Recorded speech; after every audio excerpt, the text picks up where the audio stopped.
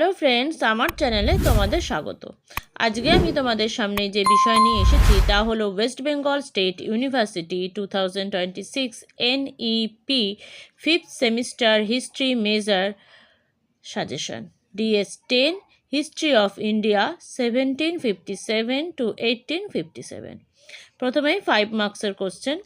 এ, পানিপথের তৃতীয় যুদ্ধের তাৎপর্য বিশ্লেষণ করো। 2, দেশীয় শিক্ষার প্রসারে প্রাচ্যবাদীদের ভূমিকা আলোচনা করো। 3, প্রার্থনা সমাজের ওপর একটি সংক্ষিপ্ত টিকা। 4, বাংলায় ওহাবি আন্দোলনে তিতুমিরের ভূমিকা ব্যাখ্যা করো। 5, তুমি কি বক্সারের যুদ্ধকে বাংলার ইতিহাসে এক বড় দিক পরিবর্তনকারী ঘটনা বলে বর্ণনা করবে। 6, লর্ড ডালহৌসির বিস্তার নীতি আলোচনা করো। 7, 1770-এর বাংলার মন্বন্তরের জন্য ইংরেজ ইস্ট ইন্ডিয়া কোম্পানি কতটা দায়ী ছিল। 8, সলভয়ের চুক্তি 1782-র ওপর একটি টিকা লেখো। 9, পেশোয়া প্রথম মাধব রায়ের কৃতিত্ব আলোচনা করো। 10, শুদ্ধি আন্দোলন কী ছিল। নেক্সট 10 মার্কসের কোশ্চেন। নারী মুক্তির ক্ষেত্রে বিদ্যাসাগরের ভূমিকা লেখো।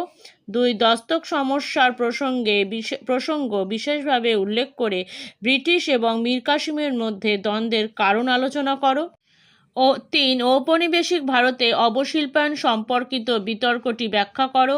4, ঊনবিংশ শতকের প্রথমার্ধে বঙ্গীয় চেতনার বিকাশের ক্ষেত্রে ইয়ং বেঙ্গলের অবদান মূল্যায়ন করো।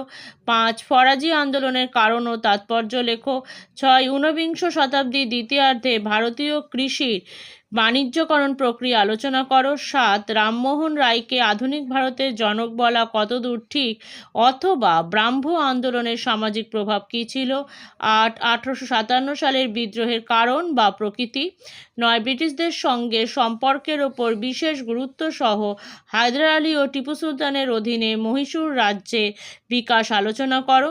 10, ব্রিটিশ শাসনকালে গ্রামীণ ঋণগ্রস্ততার প্রকৃতি আলোচনা করো। বন্ধুরা, আজকের মতো ভিডিও আমি এখানেই শেষ করছি। তোমরা যারা এখনও আমার চ্যানেল সাবস্ক্রাইব করোনি তারা প্লিজ চ্যানেলটি সাবস্ক্রাইব করো আর সাবস্ক্রাইবের পাশে থাকা বেল আইকনটি ক্লিক করে অল বাটনটি ক্লিক করো। Thank you.